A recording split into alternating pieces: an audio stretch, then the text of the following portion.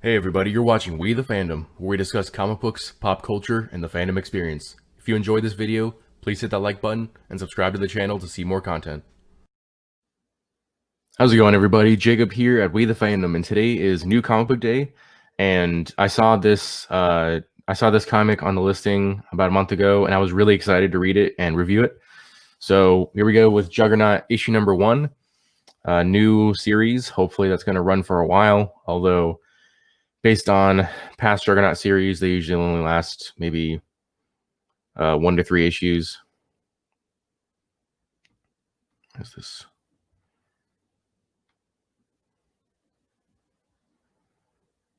But anyways, first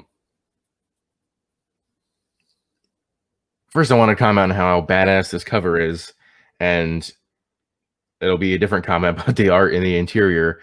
But this is like if you wanted to picture a Juggernaut cover in your imagination, this would be it.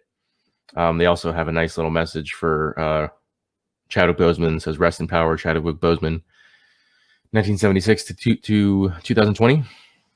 This book was written by Fabian Nicieza, who was a huge writer in the 90s, especially with the X-Men, X-Force, and then drawn by Ron Garney, and lettered by Matt Milla. But yeah, I love the art for this. Was super excited to read it, and then we get to the interior. Not that one. And the art is less than stellar. But I kept reading. The story is kind of interesting. So you have Juggernaut in New York working for a company called Damage Control, which is a company that makes its money basically off of cleaning up after superhero fights. So you have a villain show up. Let's say the Avengers come up to fight him. We've seen this kind of thing in the MCU movies where I think it was Avengers, Civil War. We basically did a playback of their giant battles they've had and all the damage it causes. So this company basically makes their money off of the government by going in and cleaning up all the damage that superhero teams and villains create. So this is kind of a departure from normal Juggernaut, Cain Marko, because he usually goes between being a villain and anti-hero. His whole thing is basically just running around and destroying stuff. But no, he's trying to be a good guy, I guess, and he's working for Damage Control.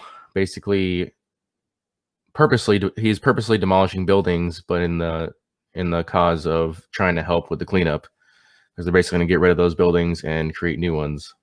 So we're going to skip around here for copyright. So they're basically cleaning up buildings, and they end up meeting a group of squatters, people who were living in one of these buildings.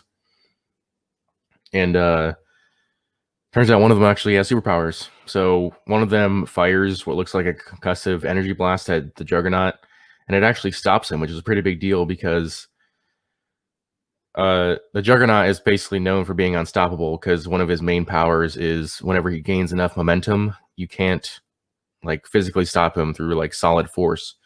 You could stop him by picking him up with telekinesis, or maybe picking up the ground that he's standing on. But usually when it comes to head to head fight against Juggernaut, you can't stop him once he gets moving. But this whatever this force is actually doesn't stop him, but it does slow him down, which is still a huge deal. And so he goes to go after these squatters who look like they're probably teenagers or something. And it's interesting what he says, because normally he'd probably be going after these guys to kill them or something, but he actually sounds like he wants to help them, because he says oh, this power is strong. Whoever is holding this power is probably someone that needs help learning to control it. Let's see.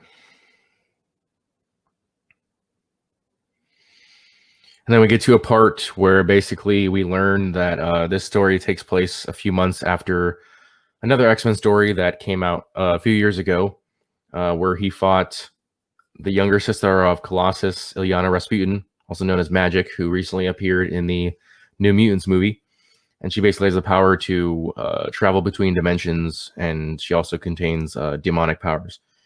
But apparently during a fight between the two of them, She stole the Crimson Gem of Sidorak, which is his power source, because Juggernaut is not a mutant. He gets his powers from a cosmic god.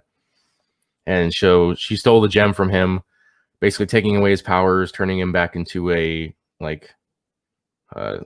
frail, normal-sized man, now wearing giant armor. But basically, what had happened was she had taken the gem and thrown him into limbo, which is an alternate dimension, and so he had to try and figure out his way out of there. Let's see. So he ends up, that's kind of just like a little flashback, but he ends up catching up with the squatters and basically getting into a fight with this chick who he comes up and is like, hey, I know you're a mutant. I'm going to help you with your powers. I can help you get to this island where the mutants are living right now. And she's like, I'm not a mutant.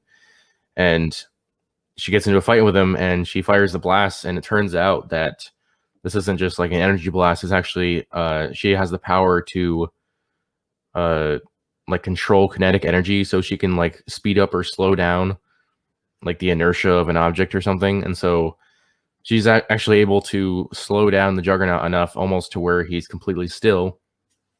But since he had already gained the momentum before he got hit, he's still moving just at like extremely slow speeds. And she actually ends up using too much of her power and passing out, in which case the Juggernaut just flies forward, having that kinetic energy built up still there. And he basically causes the whole building they're in to crash to the ground. And when that happens, he actually is going to try to save the girl. And the other squatters are kind of just around there. They're filming the event, and he's just like, get off your damn phones and help me get this girl out of here. After which he takes her to a hospital. But again, this is kind of interesting because there's only been a couple occasions where Juggernaut has actually tried to be a good guy. And one of those was when he basically made friends with this kid who was kind of bullied for his mutant powers. And the situation didn't work out because the kid ended up getting killed. And then Juggernaut just went back to his evil ways. But this kind of looks like it might be another one of those situations where he tries to become at least an anti-hero, if not a hero. But he takes her to a hospital, and they start talking. She tells him her name's D-Cell, which he's like, that's kind of a stupid name. It sounds like a battery. And she's like, well, your name's Juggernaut, and then she doesn't know what to say. She's like, yeah, that's a pretty cool name. But he basically tells her like kind of like a little bit of his backstory about how he. Well, I'm trying to find the page here.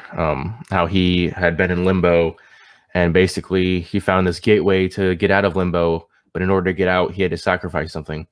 And so what he did is he actually gave up his armor. And that's because the Juggernaut has never had like many friends, and his only family is his stepbrother, Charles Xavier, who's always been an arch enemy to him.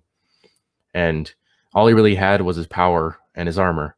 So for him to give up his armor is a pretty big deal, and that's the sacrifice he's willing to make to escape and hopefully figure out a way to get his powers back.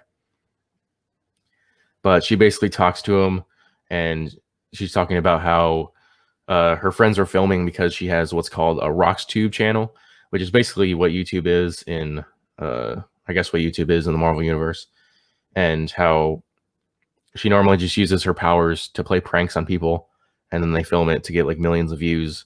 And he's like, that's pretty dumb. And she says, well, you know, we got a lot of views with this fight we had, but we can get even more if maybe you did something like some superhero hooks or something like that. And she's actually like, you know what? I actually just got a notification. There's actually a situation that you could handle and could maybe get you a whole bunch of views on RoxTube and make you look like a superhero.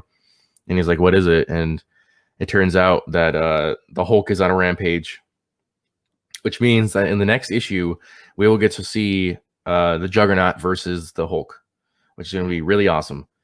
Also, hopefully they're going to explain more about how Juggernaut got his new armor, having left behind the old armor, as well as how he got his powers back. But yeah, despite the interior art, I would still say it's a recommend. I definitely enjoyed the cover art more. But looks I'm kind of excited to see where the story's going, especially excited to see the Juggernaut versus the Hulk, which we'll see hopefully next month. It's going to be an awesome battle. They've fought before, and sometimes it goes back and forth on who wins. But yeah, really excited. If you guys want to hear more about the Juggernaut and its history, leave a comment below. If you're new to We the Fandom, please hit that subscribe button. And if you enjoyed this video, please smash that like. And I will see you all next time.